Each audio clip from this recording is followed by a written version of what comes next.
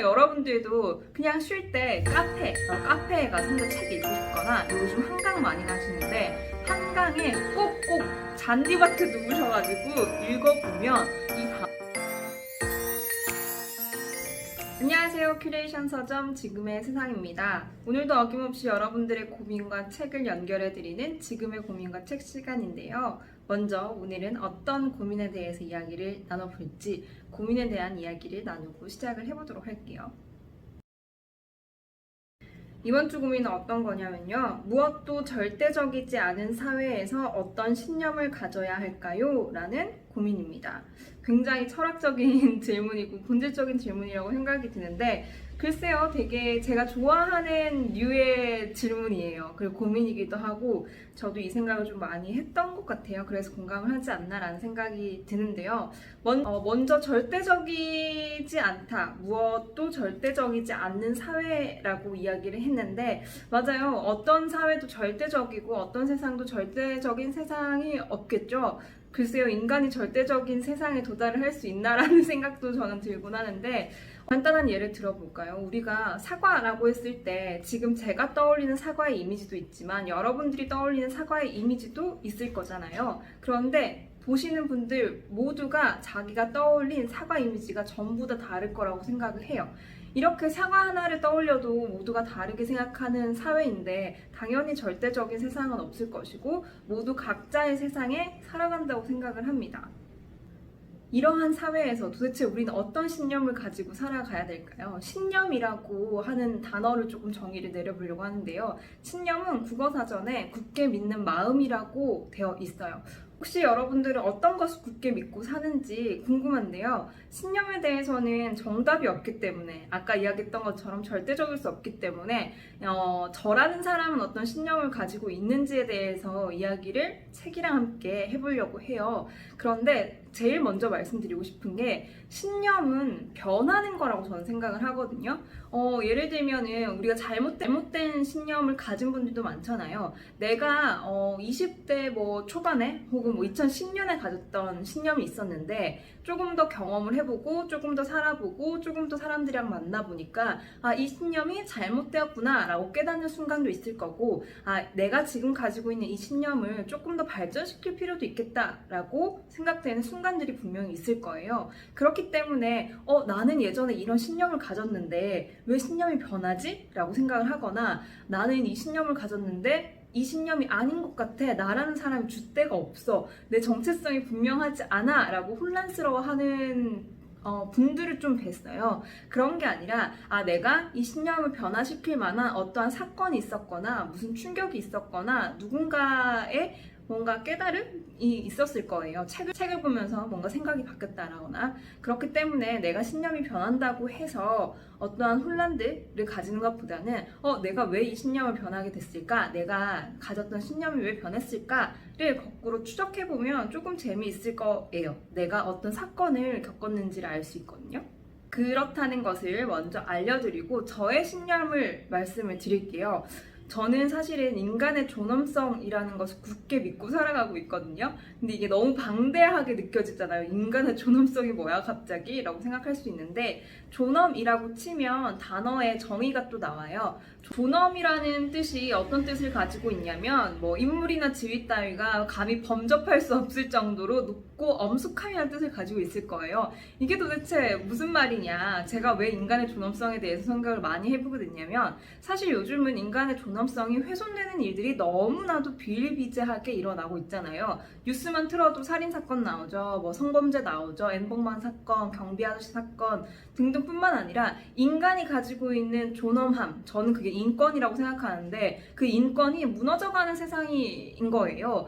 그렇기 때문에 인간의 존엄성을 다시 회복해야 할 만한 무언가가 있어야 되지 않을까라고 생각을 하는데 이 인간의 존엄성을 조금 더 쉽게 설명하면 인류애라고 생각을 해요. 근데 이 인류애가 또 뭐냐? 그러니까 이 인류애를 또 찾아보면 인류 전체에 대한 사랑이라고 나와 있거든요. 이게 너무 홀리홀리하잖아요. 근데 저는 종교가 없기 때문에 조금 더 벗어나서 설명을 하자면 단순하게 사랑이에요, 사랑. 근데 그 사랑이 많은 분들이 나는 사랑을 굳게 믿고 산다라고 했을 때는 남녀 간의 사랑 정도라고 생각을 하시는데, 남녀 간의 사랑뿐만 아니라 우리가 모르는 타인이 사고가 났어요. 교통사고가 났어요. 그러면 정말 심장이 막 벌렁벌렁하면서 도와줘야 된다는 생각을 하잖아요. 그리고 뭐 난민들 사건에 가슴 아파하거나 배를 굶고 사는 사람들에 대해서 마음을 아파한다거나, 요즘 같은 경우에도 아동학대를 당하는 아이를 봤을 때 무조건 도와줘야 되겠다, 뭐 도와줘야겠다는 생각 자체가 떠오르기 전에 우리는 돕고 있잖아요. 보호하고 있고.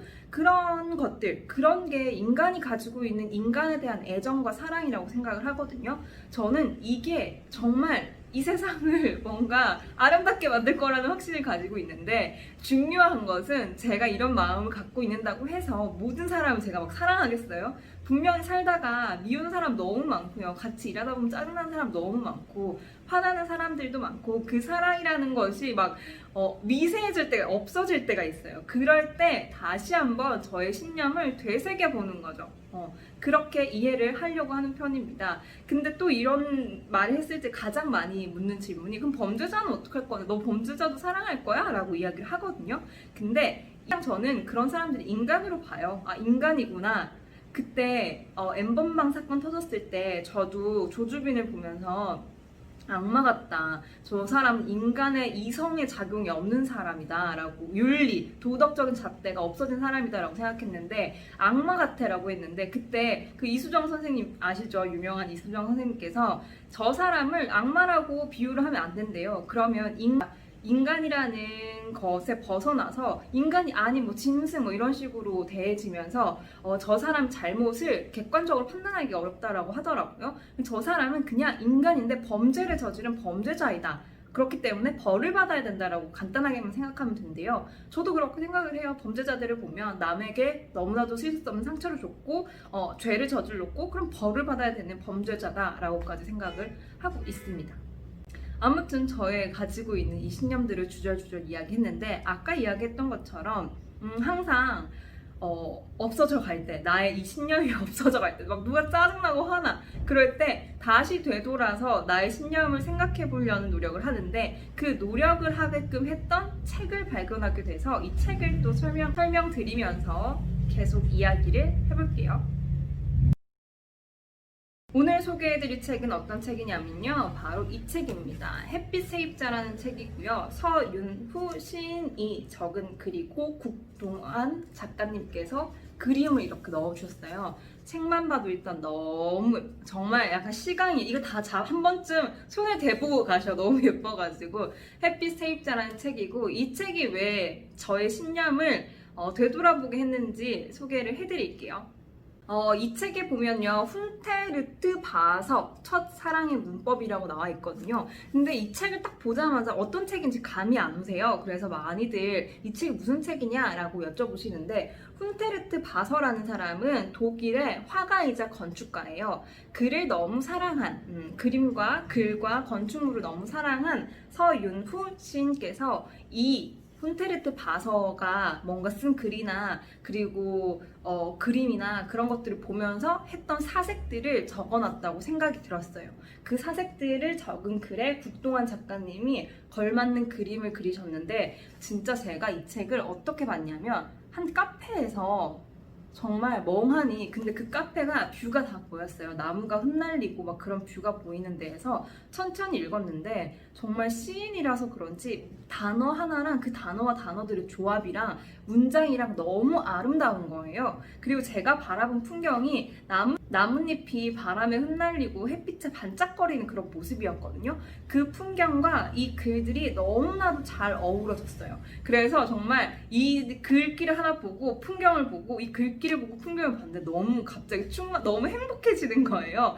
그래서 여러분들도 그냥 쉴 때 카페에 가서 혼자 책 읽고 싶거나, 요즘 한강 많이 가시는데 한강에 꼭꼭 잔디밭에 누우셔가지고 읽어보면 이 단어들에 정말 심취할 수밖에 없는 그런 글들이 가득 담겨 있습니다. 이 책이 단순히 보면 사랑의 문법이라고 적혀져 있어서 단순히 사랑 이야기인가? 라고 생각할 수도 있는데 저도 처음엔 그랬거든요. 근데 읽다 보니까 단순히 남녀 간의 사랑이라는 것을 이야기하는 것뿐만 아니라 남녀 간의 사랑, 그리고 아까 제가 이야기했던 인간과 인간이 가지고 있는 애정, 인간이 다른 인간에게 가지고 있는 관심, 그런 것들이 흠뻑 정말 젖어 있고, 나에 대한 사랑도, 나도 스스로 나를 사랑해야 되는데 그게 제일 어렵다고 하잖아요. 그런 것들도 다시 한번 되돌아볼 수 있는 그런 책이었습니다. 그래서 사실 저는 이 책을 읽었을 때 별 기대가 없었는데 너무 읽다 보니까 스스로 정말 그 풍경과 어우러지면서 너무나도 황홀하게 정말 이 책에서 놀았던 그런 느낌이 들었었어요. 그래서 여러분들에게도 이 문장을 조금 소개해드리면서 제가 어떠한 생각을 했는지 조금 공유를 해드리려고 합니다. 이 책을 보면요, 아까 이야기했던 것처럼 이런 그림들이 있고요. 굉장히 짧은 글들로 이루어져 있습니다. 그래서 아까 제가 한강이나 카페 가서 읽기 좋다라고 얘기한 게 이렇게 짧아요. 한 장씩 이렇게 한 챕터씩 구성이 되어 있어서 정말 가볍게 쭉쭉 연결되어서 읽지 않아도 읽을 만한 그런 책이에요. 제가 정말 소개해드리고 싶은 문장들이 너무 많아서 생각보다 너무 많이 접어놓은 거예요. 근데 몇 개만 좀 골라서 같이 공유를 해드릴게요. 어둠이라는 색깔이라는 글이 있어요. 이 글에 어떤 이야기가 남겨져 있냐면 식물이 가득한 온실을 강의실로 선택했던 훈테르트 바서는 누구나 상상할 수 있고 누구나 그림을 그릴 수 있다는 가능성을 언제나 열어두었다. 이 작은 온실에서 자연스럽게 자라나는 식물들처럼 누구든 햇빛과 강합성할 수 있고 누구든 초록을 뽐내볼 수 있다고 굳게 믿었던 것이다. 누구에게나 열려있다는 믿음은 예술이라는 가혹한 세계에서 자주 다치고는 하지만 어쨌거나 그것을 재단하는 것은 오직 제도뿐이다. 제도가 제도권 안을 보호하는 기능도 분명 있겠으나 그것은 스스로 진입장벽을 만들어 누구에게나 열리는 가능성을 방해하게 될지도 모른다 라는 이야기로 시작하는데, 여기에서도 읽어드린 구절에서만 봐도 약간의 제도적인 비판과 예술에 대한 사랑을 엿볼 수 있는데, 이렇게 훈테르트 바서라는 사람의 삶과 그의 생각을 이어져서 설명을 하게 돼요. 근데 정말 여기에서 예술에 대해서 빗대어서 설명을 했지만 예술뿐만이 아니라 누구에게나 가혹한 세상이 열리고 닫히고 하잖아요. 그런 것들을 좀 생각해 볼 수 있었던, 그리고 그 속에서 나라는 사람은 어떤 제도 속에 또 맞춰져서 살아갔는지, 나만의 선입견을 가졌는지에 대해서도 생각을 해보면서 시작을 했던 책입니다. 그리고 또 보면 그 자리는 그대로 두는 게 더 낫겠군요 라는 글이 있어요. 여기에서 나무 세입자라는 이야기가 나오거든요. 저는 이 나무 세입자 이야기를 들으면서 이 글에 햇빛 세입자라고 지으신 이유가 있구나 라고 생각이 들었는데 조금 들려드릴게요. 나무가 자랄 곳을 처치하고 그 자리에 건물을 세우는 것이니 원래 있던 나무에 다시 자라날 공간을 줘야 한다는 것은 훈테르트 바서의 주장이었다. 나무 세입자로도 잘 알려진 그의 작품에서도 볼 수 있듯이 그는 그것을 실현했다. 발코니며 복도며 공동 정원이며 할 것 없이 그 자리에 있던 나무들을 건물에 옮겨 심고 비엔나의 한 시형 아파트는 내부와 외부를 구분할 수 없을 만큼 많은 나무로 뒤덮여 있다. 원래 나무가 있던 곳이니까 다시 원래대로 나무에게 자리를 내어주는 것이 이상하지 않지만 생경하다라는 글입니다. 훈테르트 바서가 굉장히 식물과 인간의 조화를 많이 주장을 했다고 해요. 그러니까 자연이 있었던 자리에 자연을 되돌아 놓아야 된다라는 주장이 강했는데, 이 나무 세입자라는 것도 그 의미예요. 그래서 그의 건축물들을 보면 곳곳에 작은 정원들을 꾸밀 수 있게 했던 곳이나 식물들이나 이런 것들이 많다라고 해요. 근데 햇빛 세입자라고 왜 지었을까라고 생각을 해보니 우리 마음에도 햇빛이 있었던 자리가 있을 텐데 이 험한 세상을 살다가 보니까 햇빛이 없어지고 음지가 들어온 그런 공간들이 분명히 있잖아요. 그게 제가 생각했던 사랑이라는 그 개념이었는데, 그런 자리에 다시 어둠이 내렸던 자리에 조금 따뜻한 햇빛을 좀 쬐어줘야 되지 않을까라는 생각을 하게 되었던 글입니다. 이 글을 읽으면서 느꼈던 생각이 뭐냐면, 단순히 사랑 이야기가 아니라 이 쓴 저자의 인생의 지혜, 그리고 그가 한 사물이나 hunter트 바서라는 사람이나 뭐 그림이나 한 무언가에 의해서 얻은 통찰력과 지혜들을 이 책에 공유를 해주고 있구나라는 생각이 들어서 읽으면서 조금 계속 따뜻해졌던 그런 책인 것 같아요. 그리고 좀 마음을 찡하게 울리면서도 공감을 했던 글귀가 있었는데, 어떤 글이냐면, 삶의 아름다운 순간을 말하기 위해 고통스럽게 망가진 세계를 동시에 바라보아야 했습니다. 내가 무엇을 말하고 싶은지 스스로에게 질문을 던졌고 대답은 돌아오지 않았습니다. 질문만 빗발치는 세계에서 나는 가장 알맞은 대답을 고르는 중이라고 할 수 있습니다. 시 쓰기란 제게 그런 과정이기도 합니다. 라는 글인데, 이번 고민 있잖아요. 절대적이지 않은 사회에서 어떤 신념을 가져야 할까라는 고민에 가장 전달해주고 싶었던 글귀예요.